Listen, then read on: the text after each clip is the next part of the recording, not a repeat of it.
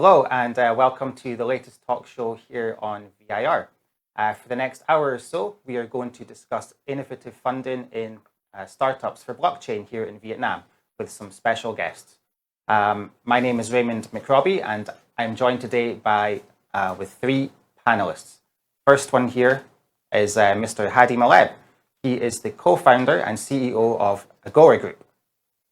For the past 15 years, Hadi has worked with organizations like the Dubai World Trade Center, ACE, Aura Events, and Heycal Media. He has worked across 4 continents and is a strong advocate of the power of congresses and conferences to bridge gaps in culture and to create business opportunities that lead to sustained growth. On July 11th and 12th next week, Agora Group will host the 10th Global Blockchain Congress, which has been held in the United Arab Emirates for 9 consecutive years, but this year will be held here in Hanoi. Next is Jennie Phuong, CEO of D.lion Media and Solutions. Jennie is one of the co-founders and is responsible for company development, ensuring that its mission and vision are implemented effectively. She has a degree in international marketing management and has additional qualifications in brand strategy, market development, and much more. Jennie has 18 years of experience in consulting and implementing marketing communication strategies for nearly 50 domestic and international brands across various disciplines. And finally, we have William Do, who is the CEO of Hobbit Investment. William has more than a decade of experience in startup branding, project development, and fundraising. For several years, he has focused on the crypto space, taken on key advisory and incubator roles at top-rated projects. And Hobbit Investment is a venture capital group that provides resources and incubation for blockchain startups and crypto initiatives. So, before we begin, we are going to have a short video to introduce the Congress that will take place next week. So please take it away.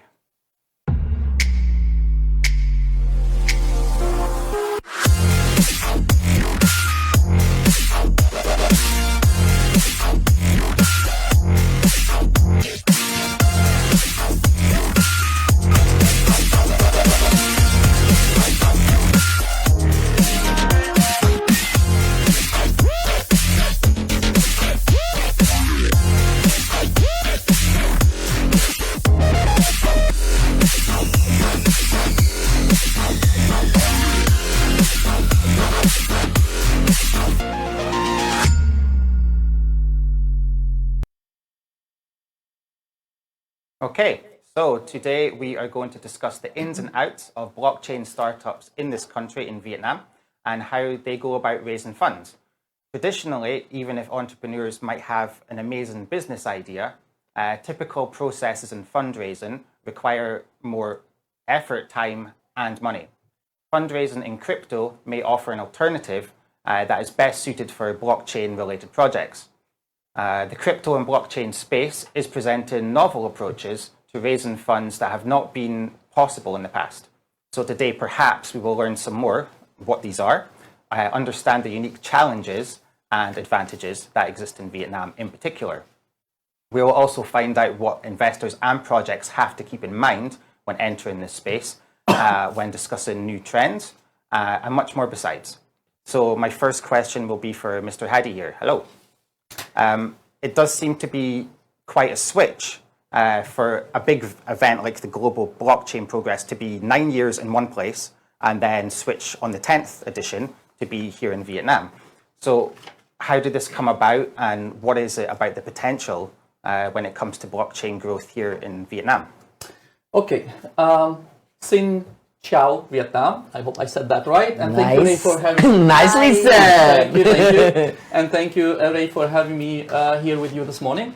So the Global Blockchain Congress has been held for 9 editions now in Dubai. We've been doing this event since 2018. And throughout the various editions of the event, we've been approached by many countries and many potential partners that wanted us to bring the event outside of Dubai. But we wanted really to wait until the right moment to choose the right destination and the right partners. And in the last edition of the event in Dubai, we had V2B labs attend from Vietnam, and we discussed the potential of hosting the Global Blockchain Congress here in Hanoi. And then through them, we got introduced also to D.lion, and we have some wonderful partners here in Hanoi. Having partners on the ground that understand the blockchain ecosystem and at the same time understands the particular ecosystem in Vietnam is really crucial for us to bring such a large event to a new destination. Now, why Vietnam in particular? Vietnam has really established itself as an innovation hub in Southeast Asia. There is a clear government policy on digitization and on improving innovation and improving the startup ecosystem. These policies have yielded some really strong results for the startup ecosystem in general and for the blockchain in particular. Vietnam right now ranks 3rd in Southeast Asia in attracting foreign direct investments and in startup funding. There are more than 3,800 startups in Vietnam right now, 200 VCs and more than 100 incubators. So all the ingredients are there to make to sustain this drive towards digitization and towards increasing funding for startups. And we believe that this is the perfect place for us to bring the Global Blockchain Congress outside of Dubai. Nice, very good. So Jennie, kind of moving on from that, for startups in this field that are here, what is the general process? Like, how long would it take for most of them to show that they've got a good strategy or a long-term potential? How does that usually work? Oh, well, thank you. I would say that how long in the time, like month or years, because it's the standard startup should be done by step. For example, that you guys should start with the idea first, and then just like learn how to research. Like Mr. William always says, do your homework. Yeah. And then try to find a great team, because you know what, if you want to go further, we'll go together. So the team will have you have a very clear analytics about the whole picture of the global, whole picture of your business.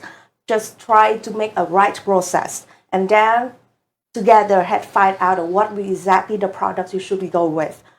So fine with the products, just think the marketing, and then find out the way how to reach the goal. So you will see there's a lot of steps that the startup should do.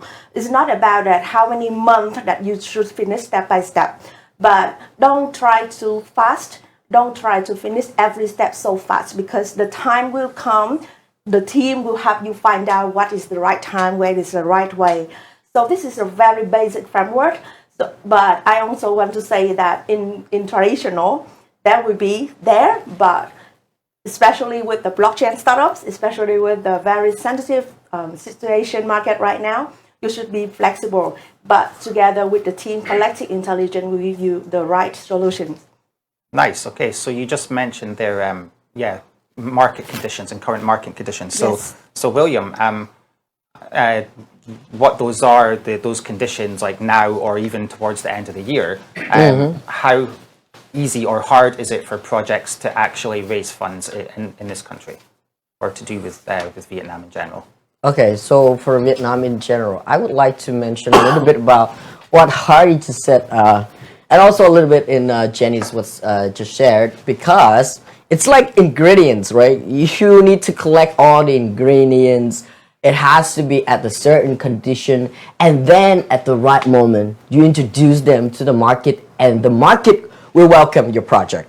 If not, then it's really hard for them to even consider looking at your project. So I would like to give you a very simple example, right? So if the economy is bad, people are more aware of their money, and they want to keep the money in their pocket, right? So if you want the money out of their pocket, you need to give them the interest. You need to give them a stronger push than you normally would do, right? Right. So when you do that, people will look at your project with a more intense feeling. if you don't create that intensity for them to look at your project, then you fail from the first moment that you present the projects out in the market.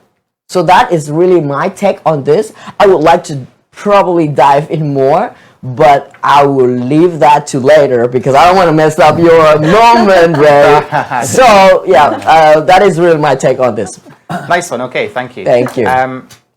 Yeah, it's like someone like me who doesn't know too much about the topic, so it's really interesting to know something like that. Sure. And I assume that these market conditions would change all the time. And you were talking about having an idea and taking some years perhaps to build a team and everything. But when the market's changing all the time, it must be really hard to stick to yeah, what you've thought about. normally like that is the case, right? For Jennie, like, okay, step by step, this, you gotta collect this ingredient and that ingredient. But when the market changes, the thing about the normal business frameworks don't work anymore. Sure. Right, so you have to change with the flow, and actually, like, it's more like blindly finding the right spot from that that pain in the market, and then you jump right in. If you don't do that, then you're falling behind. Right. If you don't move forward, right, That's you're the falling reason why we behind. say that we have to be flexible.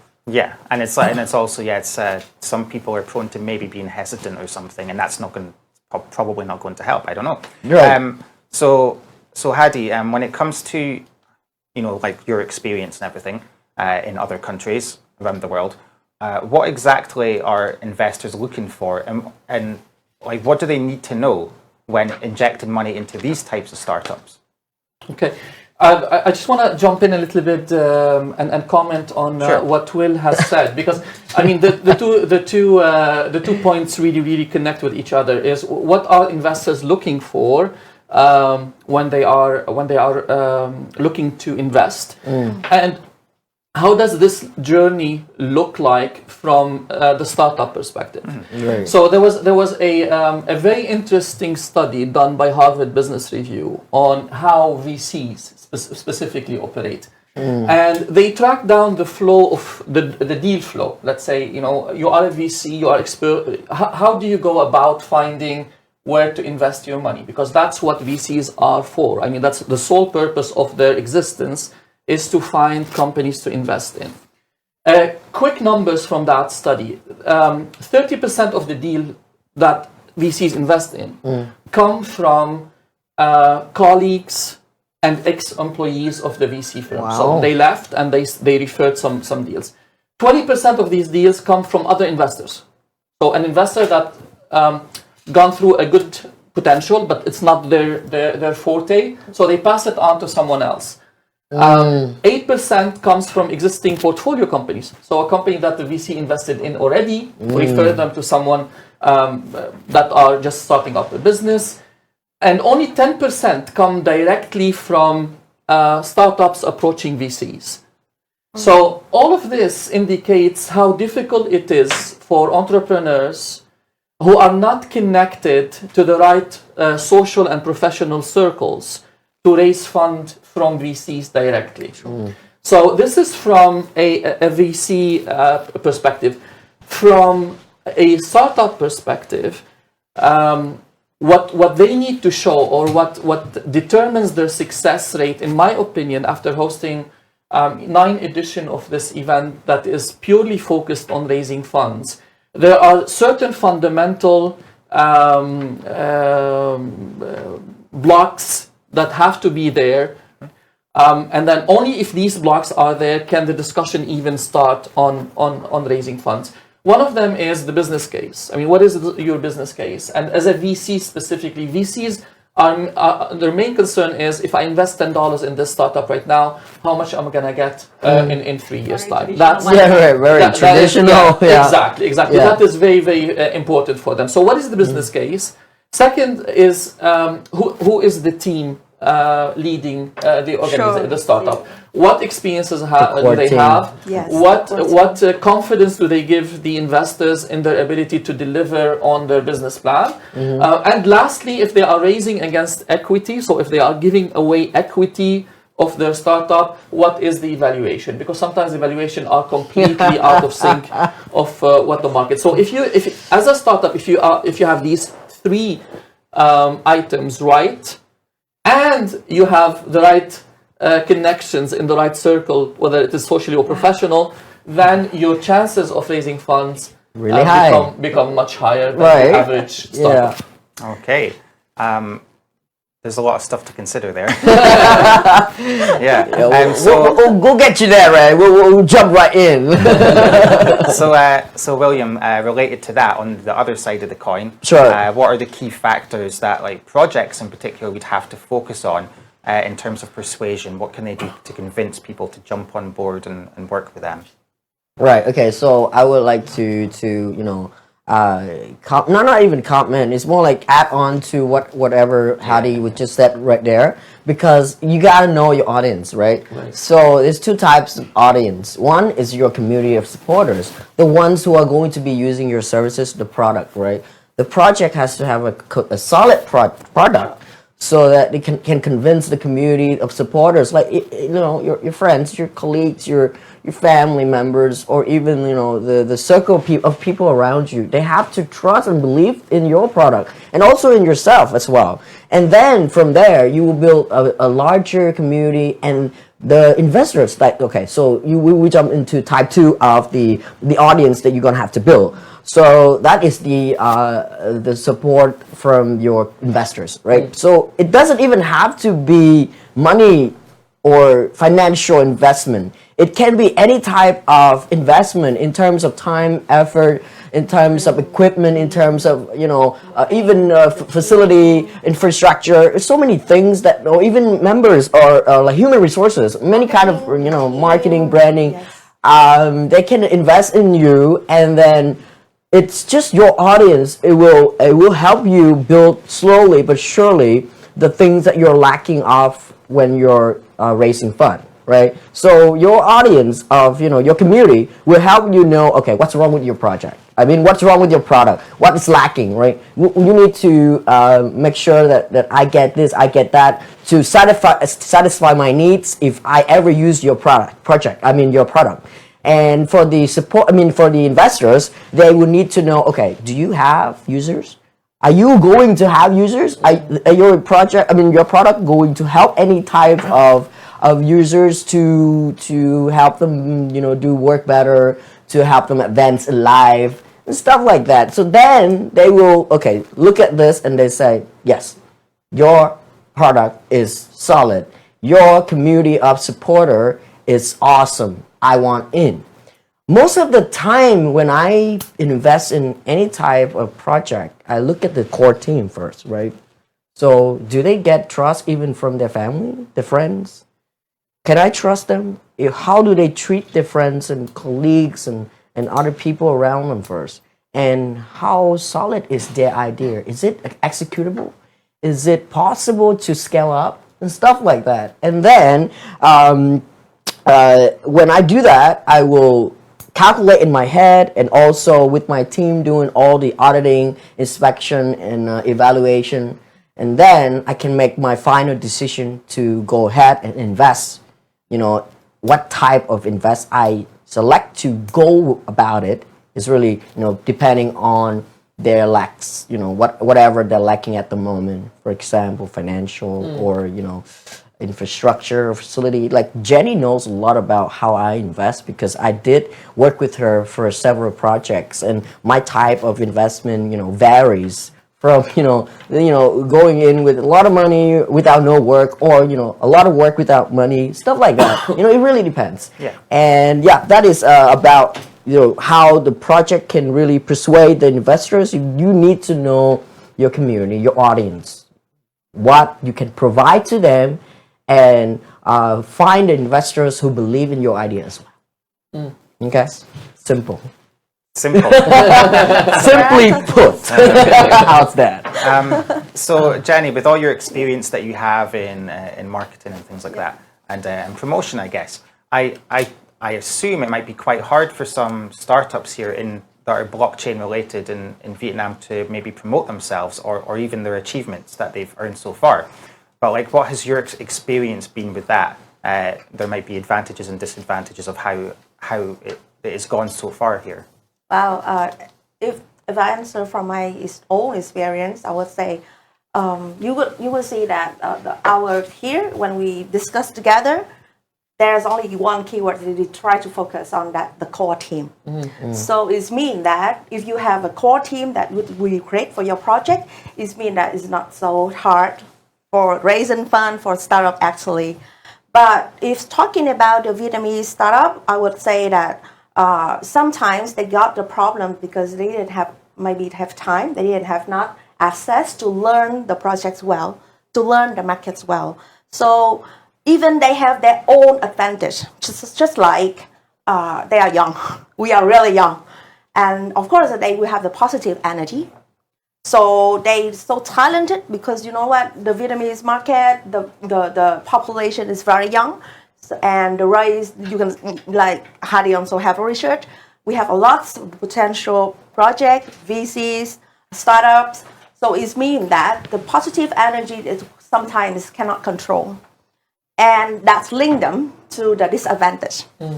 So the gap between the global mindset, that will be the gap between the dev team and the market, or will be the gap between the investment and the raising fund. Because it's totally different definition. And the Vietnamese startup have to be learned, like again, do the homework very well to know that. Because it's not so, we are here, have a lot of experience. We wouldn't say that we are experts, but we learn a lot. We have the experience. So from our side, we don't see that it's not so hard. It's just about it, how well you get the preparation with the core team to get over it.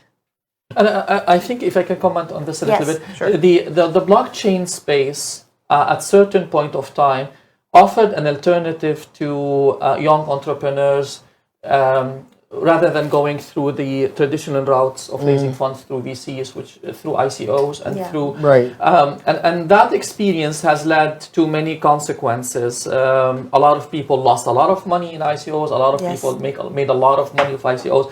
ICOs are just a way of raising funds, but the fundamentals don't change, right? I mean, one of the things that we've noticed lately is that in the blockchain space, investors are asking two very important questions for startup, and some of them are not able to answer these questions clearly. And these questions are, what is your go-to-market strategy? That's the one question. And then, what is your listing strategy? If you are going to raise some seed funds in order to get you to the listing stage, what is it that you want to achieve? Where do you want to list? How?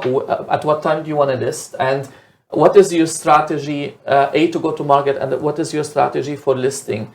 And I find that a lot of startups are struggling with this. They don't understand or they don't have a really good grasp on these points. Yeah, well, okay, this is from my own experience, right? Because I am no expert on that, but I do know a lot of people who are, and they are my friends. And when I do the listing strategy for Foda, which is the first AAA project that I invested in and lead fund, so when I have to build a team of listing strategists like for them, it was hard because a lot of going back and forth. Like there's not just one partner in the group, it's like 10 or 20, and you have to satisfy each and everyone's need. What time is it that is going to suit for like this partner and that partner, and how are you going to implement the strategy so well so that the project can earn or gain the most benefit, right? It's so hard, but if you can do that, the result is, impeccable. Right. So I think once again, the project owners should think very carefully about the core team definition, right? It's not about the inside, the inner team. It's also the backer, also the strategic advisors team. And how you handle relationships. Really. Don't worry, the key message will be the human also. Don't worry. But it's true. Humans. We might get on to talking about those kind of relationships a bit later on. I'm not sure, depending on the time. But yeah, that's some really interesting stuff so far that I had never thought about. You've got to take so many things into account and consideration, and might be made even more difficult these days because maybe just in this country, it's a fairly new thing for people to grasp. So, and like you say, you have a bunch of people together trying to work on something, and they all have their own agendas and stuff like that. So, trying to please everyone in any kind of sphere is never easy. No, not at all. Okay, so we have some general questions that anyone can just jump in. Sounds and good. Talk about Let's do that. whatever you want. I trust you guys to. Thank you, Ray. Appreciate it. I was thinking earlier that like interest and knowledge of blockchain ventures like NFTs and cryptocurrencies seem to be going sky high, but maybe I'm seeing that wrong. Maybe there's not enough people yet that really know what it's about. You know, people like you were just saying, people are jumping in to try and do something, but they miss key points. They might not have fully grasped what some of these things, you know, what can be done. So like in Vietnam in particular, I know like the country is hoping to soon improve regulations and things like that, and just, you know, make things a bit easier. What do you think can be done in this country? Maybe the main points that need to be focused on, some changes perhaps in the near future to make things easier for both developers and investors. One of the main focus of the Global Blockchain Congress that is going to take place on Monday is to open a dialogue between government regulators and the industry. Anything that leads to more understanding and better cooperation between the regulators and the industry is something that is going to be very positive for the economy in general, for blockchain in particular. One of the key metrics I think that can be used by various government agencies is benchmarking.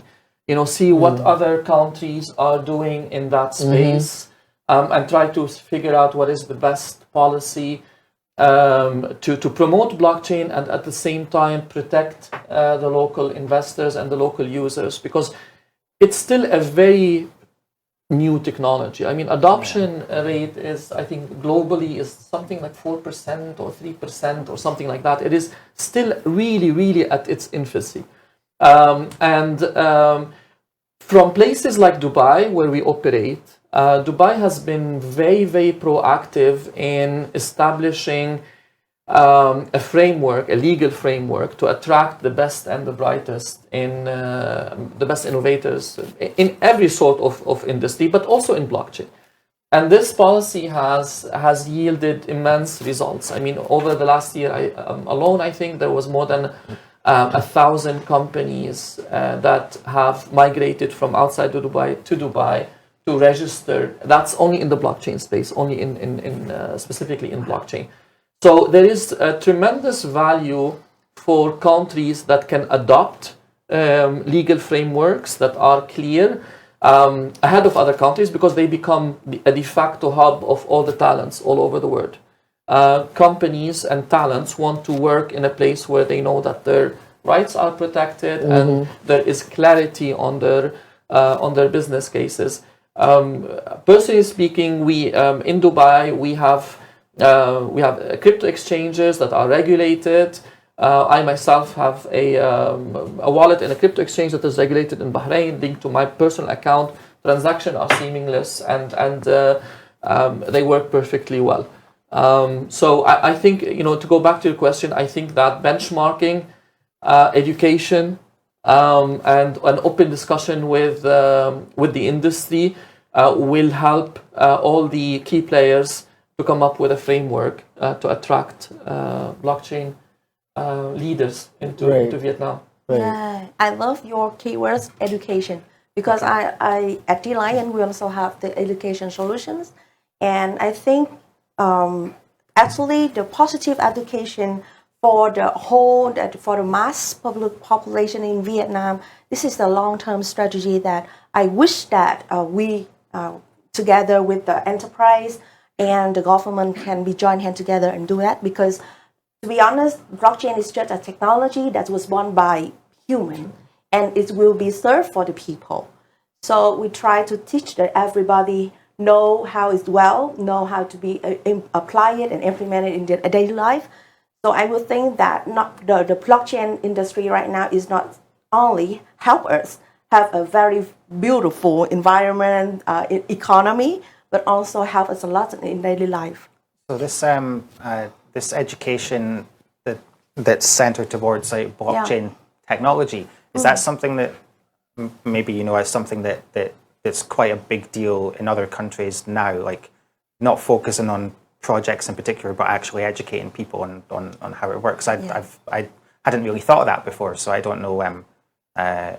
It's obviously important, but if it's actually happening in other places. Yeah. Yeah, I mean, absolutely. From a technical point of view, I think Vietnam has had blockchain courses since 2017, so they're not behind the curve here. Yes. But in addition to technical knowledge, I mean, we're not talking only about coding here. Yes. Coding is a very important part of the blockchain ecosystem, but we need to educate the legislators, we need to educate the users, we need to educate the financial institutions. Everything that is involved in the startup ecosystem needs to understand or needs to better understand what blockchain is. Just as Jennie said, I mean, blockchain is a technology. Normal people don't have to understand the technology in order to understand the application of it. The same way we don't know how an actual smartphone operates, we still can use the smartphone. I think we're heading to a place, hopefully soon, where blockchain technology is integrated into everything that we do, and the end result of that is making our life easier without us having to understand exactly what the technology is. Right. So I believe that with education, it comes with a lot of research, and you have to create some type of information hub for the users, for the mass users to actually access and get the clean information, and not the shady kind of information that we're having on the internet right now. That's why people have to do their own research. Is that I always encourage, because there's not yet a solid institution where they can teach these kind of classes. How do you define something that is so new? And there are so many definitions out there regarding all the trends they have in blockchain. How do you pinpoint something and say that is the correct? Right. My way is the correct way. No, there's none, right? Various perspective and angle. Right. And okay, so even myself, I wanted to move to Dubai, but not just to live there.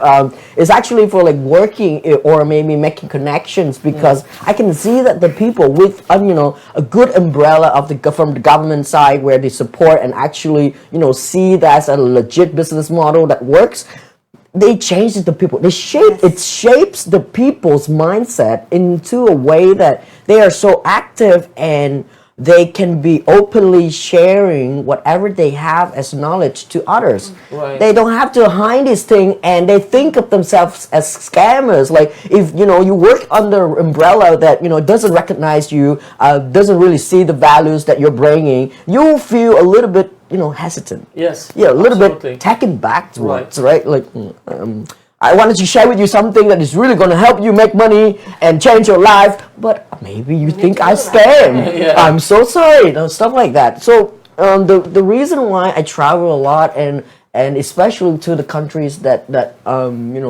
implement blockchain regulations and actually recognize that as even cryptocurrency and stuff like that, it's because I can see the change in people. Yeah. And this is going to happen whether we like it or not. So if right now we can jump in and raise, before education even, we can raise awareness. Like there's certain ways to do this. I think this is quite interesting, because being at the center of the blockchain industry in Dubai, we've witnessed an amazing changes in such a short time. I mean, between 2018 and 2022, if you take away the 2 years that we were all forced to we were stay discussing home, about this, right? because of COVID-19. Right. Within that very short period of time, there's tremendous change in people's understanding, in people's attitude towards blockchain.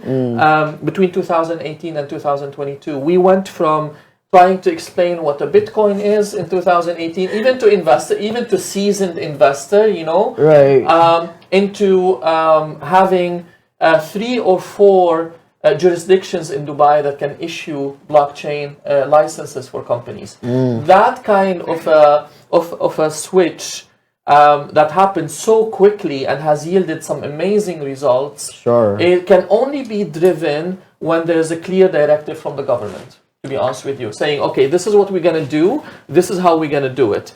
To provide that cover of legitimacy for people that are trying to make it into that sphere. As long as the legal structure is very grayish or non-existent, the more you allow for scammers or for people that are to thrive, because this is their area of expertise. When things are clear and things are regulated in a proper way, then the right startups and the right investors in that sphere will merge to where by storm, yeah, like exactly. Coming like storm, you know. Right. And there are examples. I mean, it's not reinventing the wheel, right? I mean, as I mentioned, Dubai has been a great it. example for this. Switzerland Yeah, has been able definitely. to establish a very, very good hub for crypto in Europe. There are many examples out there. Singapore is one as well. So there's a lot agreed. of things that we can benchmark against and try to get the best experience customized to the Vietnamese environment. Right. Nice. Okay. I just wanted to throw in a question that just vaguely came up in my head when you guys were talking there. So I know that there's one of the projects you're involved in recently had like an IDO, right? Or taking place in that. I know there's differences. Obviously, I don't know what they are. Like I don't know how long that style of fundraising has been taking place. Like the difference between that and traditional methods of raising money through like IPOs or whatever. I don't know if there's major differences. I don't know, how long that's been going on and how that applies. How each of you, any of you, like deal with that sort of issue, because that's something I'm interested in. It seems to be a fairly new thing for me. That I don't know how widespread that is or how long it's been around either. Okay, I can give you a very simple also. way of how I understand this, right? Yeah. So when I was working in the startup industry, raising funds has been so hard, so hard. Like, how do you prove a product that hasn't been there yet to the investors? How do you prove your idea that is going to make them millions, right? So with crypto or maybe blockchain coming into the picture, it becomes so much easier for the projects to crowdfund, right? So they can get the support from the community, from the people that they don't even know. Because just because these people trust in their ideas, trust in if your idea can become something real, then it's going to help or maybe add in so much value to the society, or maybe just because it's a game that I really love to play, that is so good, the storyline is good, the graphic is good, I like to invest. Maybe just a little bit, but it works, it helps. So for the project that is going to need only 500,000, only 100,000 to help them, go about their way, they can earn this through, blockchain technology, where, you can have the ICO as, Hadi was talking about, and maybe just, the token allocation, or this is a little bit terminology that I don't want to throw at you right now, but it means that it's easier to access to the fund from the community. Yes. Okay. It's Community. It's another way, a completely different way of raising funds. Okay. You're actually allowed to tap into the public funds without going through an IPO. Right. IPOs are immensely expensive to go through. And the other thing is when you are an ICO, initial coin offering, or initial digital offering, or initial whatever. I mean, they keep changing all the time, right? But at the essence of it, you're giving away, you're raising funds against the promise that the coin that you are purchasing as an investor will go up in value. You're not even giving away equity. Unlike IPOs, you're not giving away a percentage of ownership of your company. You're just you're selling. Okay, you're saying to someone, "Give me $100,000. I'm going to give you 100,000 coin, and hopefully, when we go public, this $100,000 coin, you can sell it for $300,000 or $400,000." So the person who's buying this coin from you is not getting a percentage of ownership in your company. They're just getting this in the promise or in the hope that the value of this coin will increase dramatically in a very short period of time. This has worked. I mean, Nicely put. Yeah, it has worked a lot, but like everything else in economics, there are macroeconomic trends that determine those kind of things on how easy to raise funds or how difficult it is to raise funds. When the availability of cash is high at a cheap rate, so when the interest rates are cheap and government is printing money left and right, like it was doing in the States for the last 2 to 3 years, having access to capital is very easy because there's abundance of cash and people are looking for ways to invest this.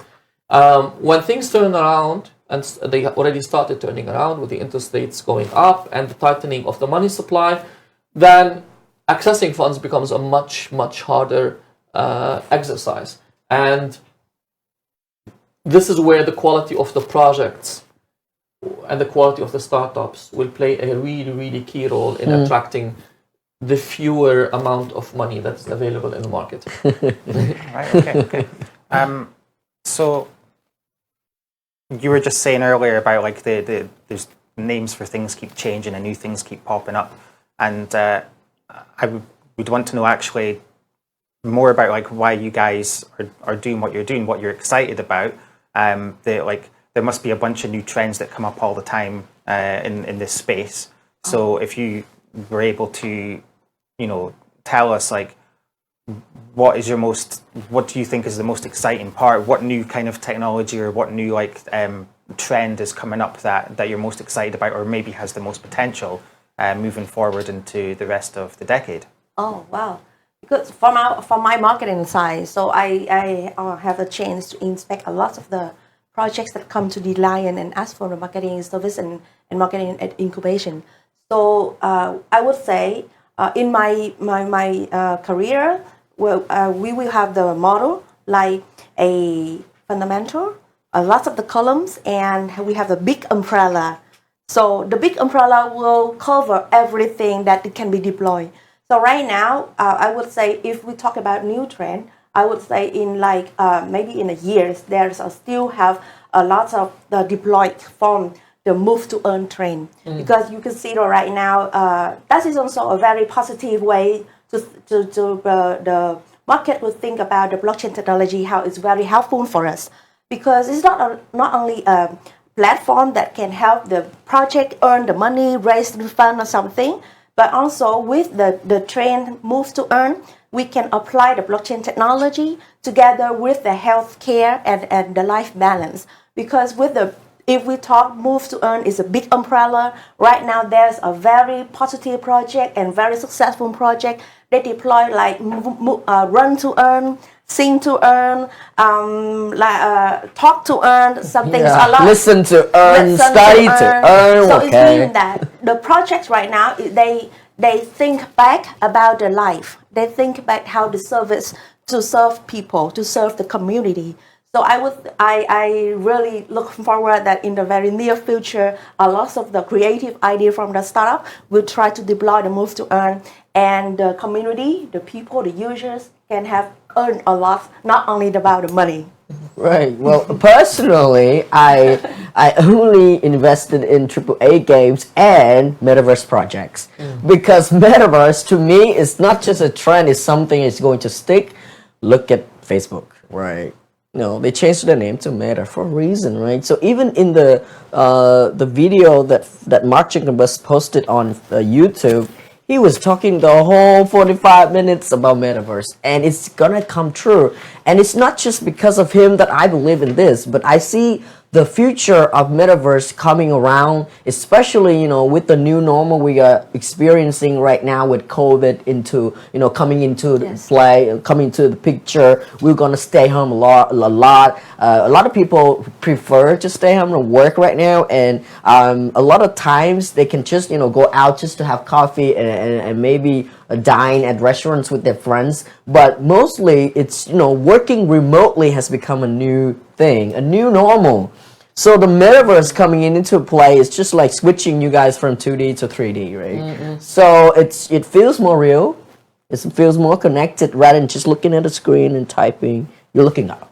Like this is the funny thing about Meta and Facebook is that he was, Facebook was the one to make people looking at the screen, and now they wanted to take us back to looking at each other. Right? It's such an amazing thing to look at, and I would love to share with you guys this, feeling of mine when I think of the metaverse. That's in the future, you will move to earn, you will run to earn right at the office with the metaverse, right? Yeah, and I like that. I agree with these trends. I think they are some exciting trends to watch for. Metaverse definitely is here to stay. The anything to earn kind of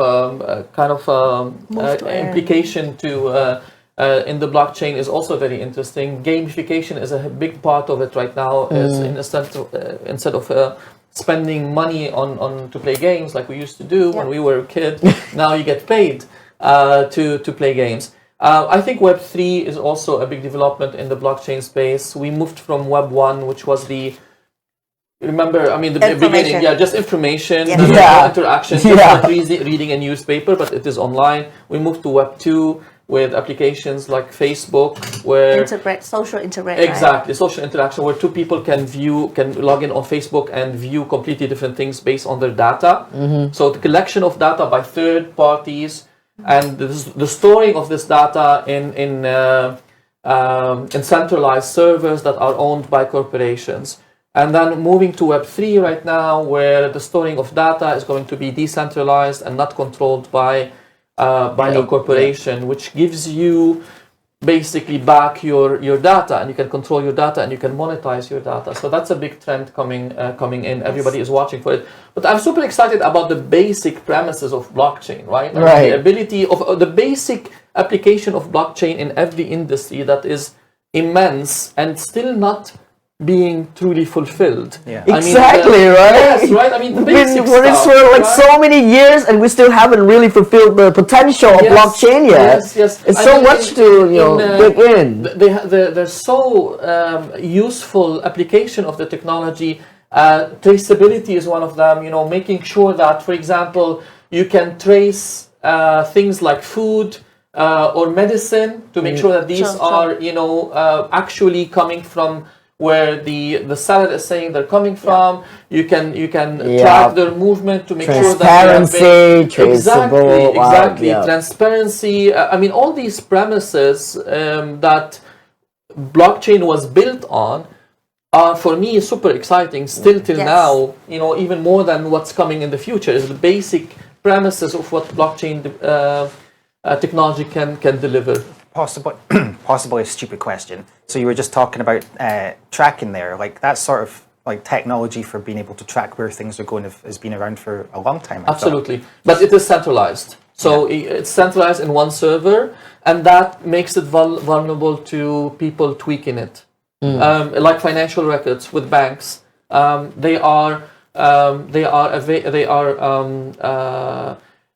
prone to being tampered with. Blockchain, the big difference is that your every transaction or every movement is tracked by a decentralized system of computers using mathematics, basically. So you're not relying on one source to tell you that this is authentic. You're relying on 1,000 sources to tell you this is authentic. And all of these, if you have to change this or to tamper with it, you have to tamper with 1,000 transactions instead of one, which makes it almost virtually impossible to do. Got it. Okay, good. Okay, I think hopefully this is something that you guys have a big opinion about. So I assume when some sort of segment or area becomes quite popular, everyone jumps onto it. There's lots of stuff happening, lots of projects going on. There's going to be more like maybe quantity based. I don't know. So like what needs to be done perhaps in this country in particular to ensure that quality would come first? Or is it actually okay to let everyone jump into everything, have lots of things happening, and you just have to see who survives? So, well, you guys looking at Yeah. me. Well, okay. What about Jenny? Well, you say something, all right? Okay, so to me, really, when the new segments becomes popular, a lot of people will not understand it quite from the first chance that they, from the first glance that they look at. So, for example, move to earn has become so big, but from my point of view, when I was moving from play to earn to play and earn, and then I was looking around away for like 5 seconds, and I turn around and okay, move to earn, sing to earn, study to earn. There's so many things to So many earn. things, maybe after a sleep. Right. But my friends, within my network of connections, they're very active to like be telling me like, William, you gotta look at this. William, you gotta look at that. Maybe this will work for you. Maybe this will not. Well, from my point of view as an investor, I usually look at it as, how is it going to help my ecosystem? How is it going to build something within my ecosystem so that all of the projects that I incubate and also maybe help, invested in, will grow together? It has to be that way, or else if it's just something that's on the side and that is making a lot of money, it really doesn't going to help me in the long run. So when I do that, I will look at quality, right? So quantity becomes something that a lot of the the project that hit and run looks at. I mean, they look at that point of view where they wanted to cash out the money that the investors bring in, and they just want to cash out, so that they will look at the quantity of you maybe have a lot of supporters, you may be having a lot of news about you or things going on with you around you. But when we look at the long term vision, how does that one segment is going to help anything for the long term ecosystem that we're building? This is what my point of view on the new segment things coming in and out regularly. Yeah. Very important. I agree with this. I think as a new technology, it tends to attract a lot of people that are trying to ride the wave. Especially in 2017 with the crazy ICO environment, you would have. I mean, we've seen things in 2018 that project with 20-year-old. The entire team is 20, 21. Yeah. With a white paper, no product, no nothing. Say asking for $100 million. So you get all of these when there is an environment where there's easy money. People will try to take advantage of it. And I mean, capitalist system are built to weave these out gradually. When going to the public to raise fund dried out in 2018 after the crypto. I mean, this is not the first crypto winter we go through. We've been through this a million times. I remember back in 2018, we did our first event in September in the crypto space. Bitcoin was around $15,000-$16,000 if I remember correctly, and then we did another one in December. And crypto was at $3,000. So it went down quite drastically in a very short time. These kind of events in the crypto space dries up the liquidity in the pool and weeds out the people that want to raise $100 million based on absolutely nothing. Because then you cannot go to the public anymore. You have to go to the professional investors, and they will know what they're dealing with. So like any new thing, right? I mean, quantity is inevitable. Quantity is inevitable, and the system itself usually weeds out the ones that are not quality driven, and will keep the ones that are. But building a system for this is not just one person's job. It's Yes. not a one man's job, Yes, right? of Because course. how do you ensure that quality comes first when the mindset of the people and the public education is not there yet? And how are we going to implement that? Oh, you got to put quality comes first before you wanted to take other people's money. Is this? And how does that work when, for example, if you have a project that might be some sort of video game or something, right? Or like something that you can play, but there's no demo yet. You can't actually play it. You can see some pictures, you can see some of the illustrations that are being used for it, but it doesn't actually exist yet. And like, I know you can have people that are very interested and believe in the idea or whatever, but like, how are you supposed to ensure kind of quality if that project is a game, but it doesn't actually exist yet? How do you know if it's going to be any good? Okay, so two things about this, right? So first thing first, you gotta have a good storyline. You gotta need to have the audience. I told you from the first start. You need to get the people love your idea first, right? Marketing job. Even if you don't have any demo, even if you don't have anything yet, look at the examples of the traditional gaming industry. They are building their game even like with comic books, with like just textbook, story paragraphs, or maybe once a week they will issue an episode of animation on the characters, or teasers, trailers, and stuff like that, to engage the public, like to engage your audience. And from that, you filter down your audience to the true and main supporters along the way. And once you build up that to a certain amount of number, like you got 1 million fans who are loving your idea, loving it, like just I feel I feel the story. I feel like I'm the character in your story, and I want to stick with you no matter what. If you have that loyalty, you got 1 point down. Like you got 50% of the success rate for the raising fund already. If you got that down, and then the rest would be all of the other things you gotta do, like branding, marketing, and the team, right? The team, and building the team. If you don't have something that is built already, you have to have confidence as an investor that the team can actually do something, right? exactly what they're saying that they're going to build. Right. Yeah. So it's going back to that, going back to, earning loyalty from your audience, and then also make sure that your team can deliver what you said. If you're just going to hit and run, I'm not going to because I don't want to share too much, so that all the projects that are hitting run, they're going to take my advice and take a lot of money from the public. I don't want that. So this is where I'm just drawing a line here, guys. I'm drawing a line here right now to say that, please, guys, think of your morals, your integrity, because doing this causes a lot of things. You might ruin a lot of hopes for a lot of people that trust in you, trust in your projects, for they wanted to help you grow, and you again not doing anything that you said, or not delivering what you promised you would.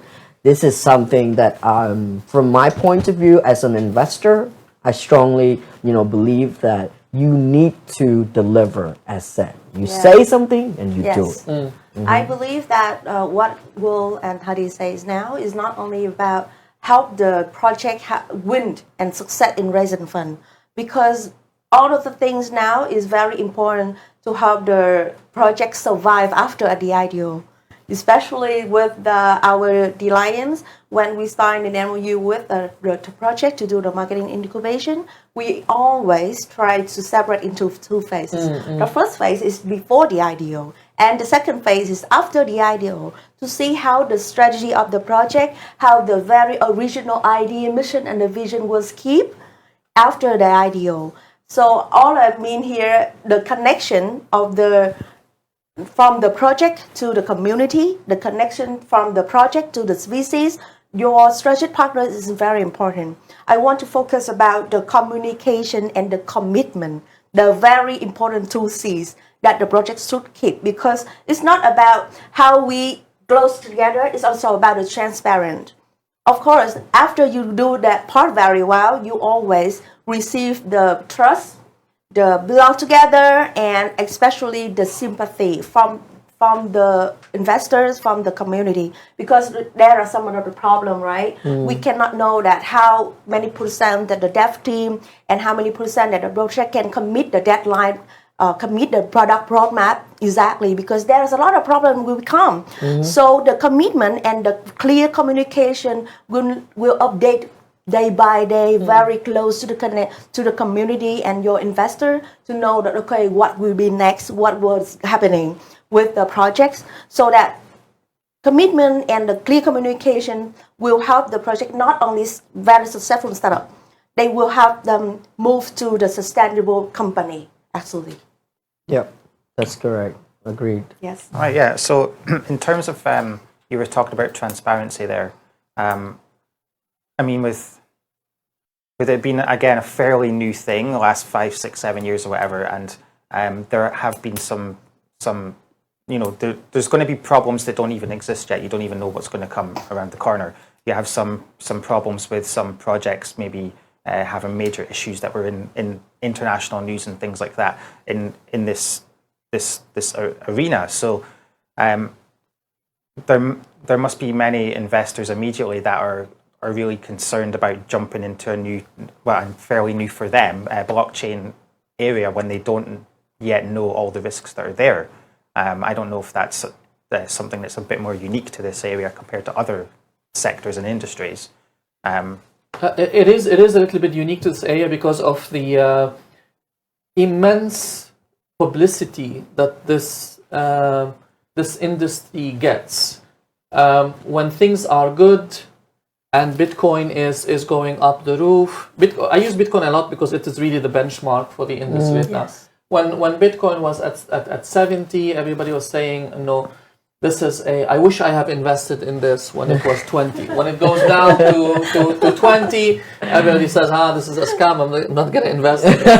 And it's a cycle that goes up and down, goes up. To go up, it's my asset. It's go down, it's a scam. Exactly. And I don't think that the blockchain community has done a great job in explaining what is Bitcoin and what are some of the major cryptos out there, and people also tend to mix up blockchain with Bitcoin or crypto, and crypto is just the financial aspect of it, while blockchain is the actual technology that we talked about that can actually deliver tremendous amount of good in the world. And I also believe that the crypto part of it is also a very valid investment asset class that can be used very wisely by savvy investors, and it can lead to disaster when people use it like gambling.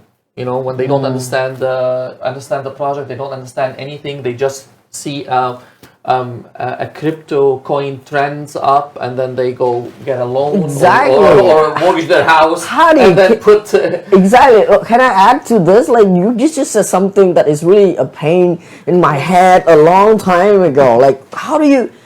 If I'm an investor, right, but I'm also a lead fund and incubator of some projects, so I have to protect the project as well. Right. So, standing from the project point of view, how do you grow when all your investors just keep coming back at you? Like when the market goes up and the coin, the value goes up, you're great, you're doing good, I love you, you're doing perfect job. And when the market is bad and the coin or maybe the token comes down in value, it certainly becomes your scam. Yeah. You are a scam, a total failure, I hate you, give me back my money. All the time. And this is my message to you out there, investors. Don't do this. Right. You're killing the project, man. If you trust in them, from my point of view, an investor and a project is like a marriage. Right. When the times are tough, you stick together. You don't go back to them and say, "You're not the person I knew from this point." you don't say that, right? From a personal perspective, we're not institutional investors, but I have invested myself in many projects. When I first decided, even we are at the heart of this whole ecosystem, right? When I first decided to invest in crypto, I went to a crypto fund. I said, "Use my money, invest it for me." Because I'm not an investment expert. I just wanted to go along. No.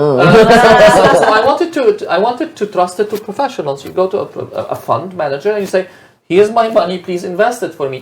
And crypto funds, unlike what many people think, they say, "Okay, this is an investment for 5 years. So don't come asking me every time that the coin goes up or goes down. Where's my money?" You're like any other funds. You're locking this into a certain period of time. That makes sense. Because they do. The funds look at the project as any other investment. They look at the fundamentals and they invest for the long run. They're not in it for trading. If you want to trade crypto, it's like trading stocks. It's as risky as that. It's exactly the same thing. So as an investor, as I mentioned, when I first small investor, I'm not an institutional investor. As a personal investment, I went to a crypto fund to invest my hard-earned money because I don't want to gamble with them. And the few projects that I've personally invested in, because we come across some amazing people and I really want to support them. Once I decide to invest a little bit in a project, I say, okay, this is the money. I'm not going to ask them, what's going to happen for the next 3 to 5 years. Exactly as if I'm putting this into a fund. So I think the more educated the investor, and we come back to the same education, theme, the more educated the investor, the average investor is about crypto, the more stable the investment is, and I think the more a long-term view would be taken by them, as opposed to, I want to make $1 million in 2 days. That's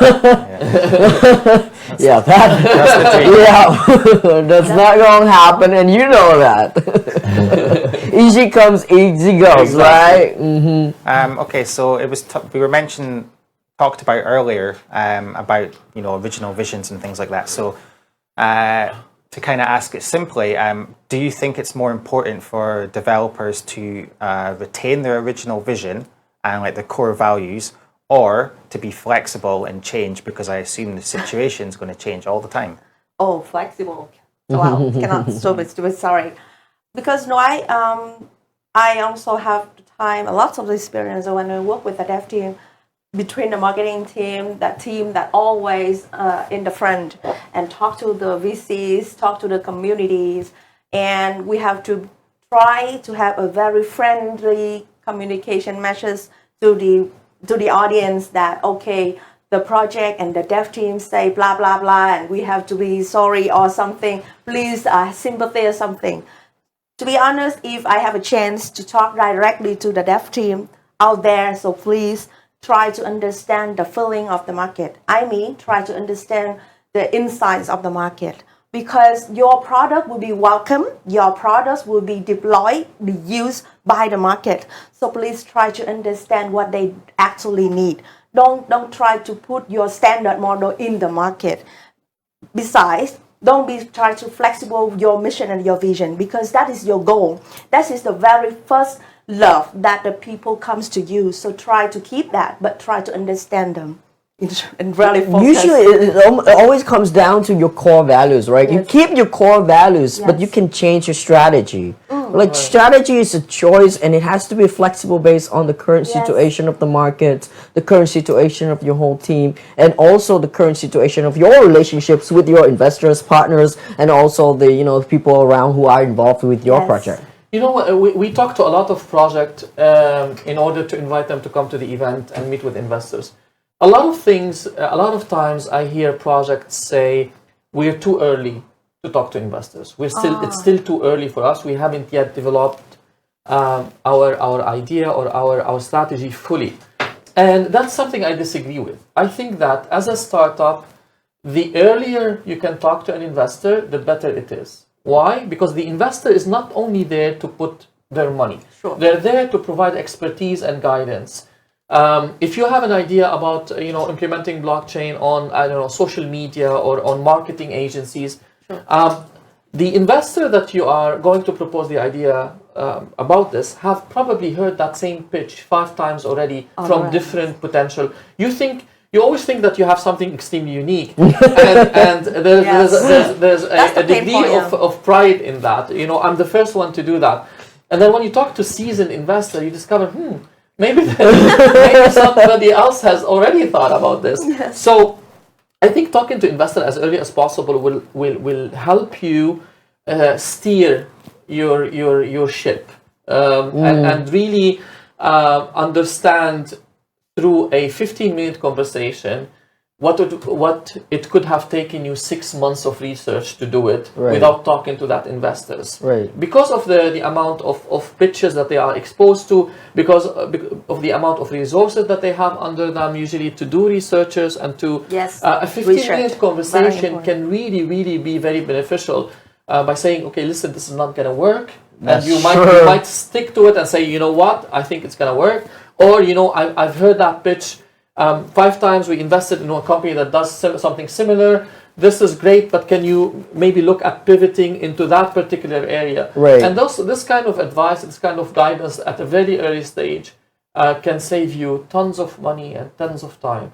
So yes, stick to the core value, but please be flexible to pivot to what the market needs and not to what you want to fulfill. Hadi, well, I have to, okay, sorry, but, I have to tell you a little bit about, like, I understand from the project's point of view where they are very afraid that their ideas might be stolen, right? That's very good. That's very true. Good Like, yes, well, exactly. Yes. So from my point of view, like, okay, to protect that, you need to have another institution, maybe a third party, to inspect the quality of the investor who are coming to you for your ideas from the very early stage. Which is why, true. I was talking to you about how I love your, your global blockchain congress. It is because of this reason. Right. Like, how do you get quality people? Yes. First and foremost, quality people doing projects, right? They can fail the first 2 projects, but maybe in the long run, they learn. Right. They improve, they develop, and then one day they can actually have a unicorn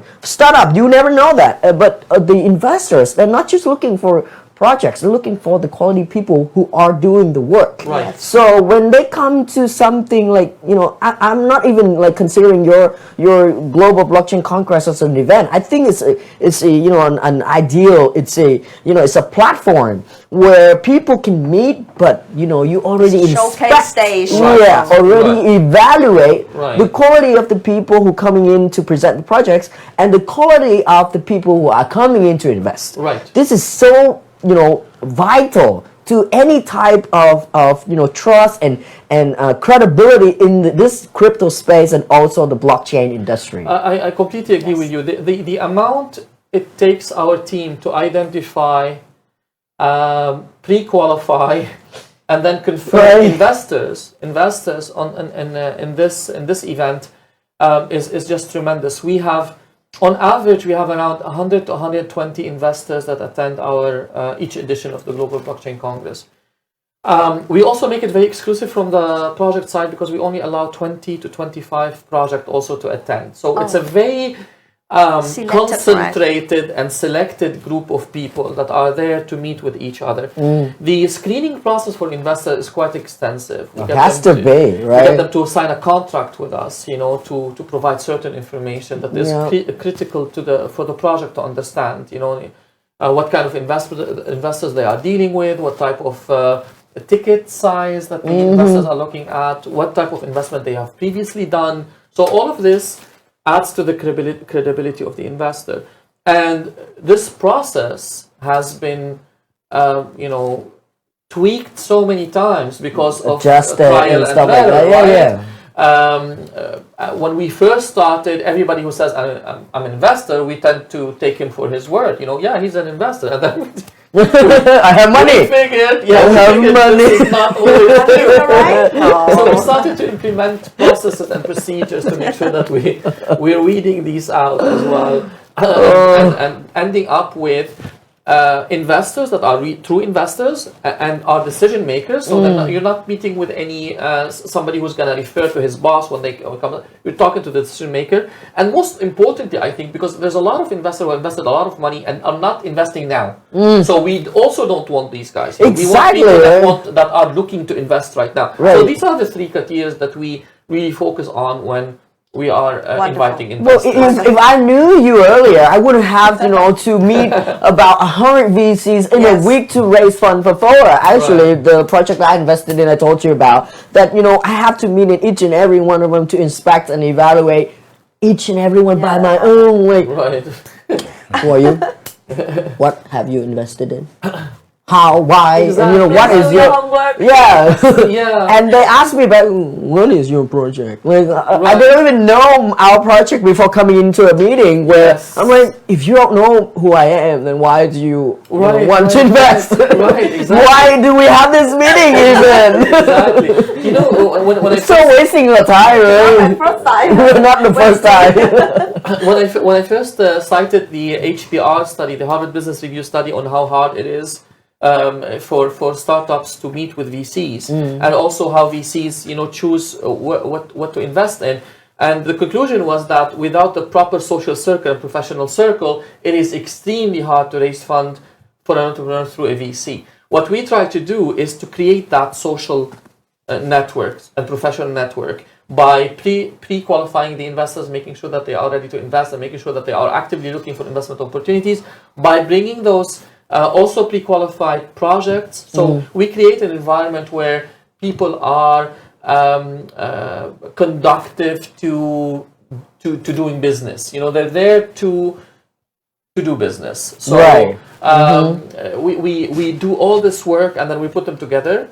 And our work doesn't end there, but I don't want to ever position ourselves ending. but we are very careful to not position ourselves as either advisors or brokers, because we're neither. I mean, we're not an investment bank, we're not a VC ourselves, we're not financial advisors. I love your vision, man. Yeah, what we try to do is to put companies that want to raise funds with investors who want to invest. Perfectly. Making sure that they're both of good quality, and we leave them to it. Yeah. You know, it's up to you to pitch at the end. If you work, that's great. If you don't, it's fine. Right. You know? Exactly. We don't force things, right? Right.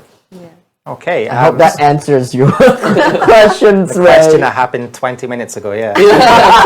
Sorry. I love it. That's what you want. You want people to know what they're talking about and explain for people like me as well that have no clue. Sure. So we touched on it very slightly earlier too. Do you think these days developers or investors are more likely to set aside like self-interest and work together? How important is it to actually build relationships in different areas? Or do you still have a lot of people that are like, this is my thing, I'm going it alone, it's me.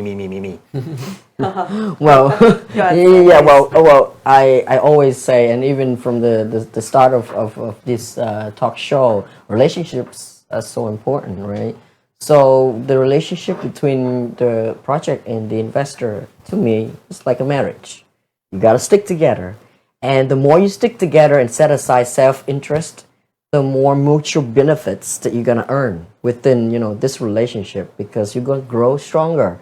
You're gonna find what you lack within each other, and then your partner is going to help you fulfill the lacks in you or in your products and in your projects, that is going to help you eliminate the risks that you're gonna fail, right? So in doing so, already creates a better chance for you to succeed. And for that, you need to, be together for quite, a lot of ups and downs to be able to build something that strong. Because it's so easy when the market crashes. Like we discussed earlier, it's so easy for investors to drop a project because the market is bad. I want my money back. Right? When the relationship goes wrong, no, you're at fault, I want to break up, right? So, but it's a marriage. It's not easy to do so. It's a commitment, right? It's a contract that we sign. You gotta honor your commitment. If you don't want to honor it, then don't work or don't marry or don't do this in the first place. And if you ever put down your signature to sign something, you gotta commit to it, you gotta honor it. This is really my point of view, man. Yes, sure.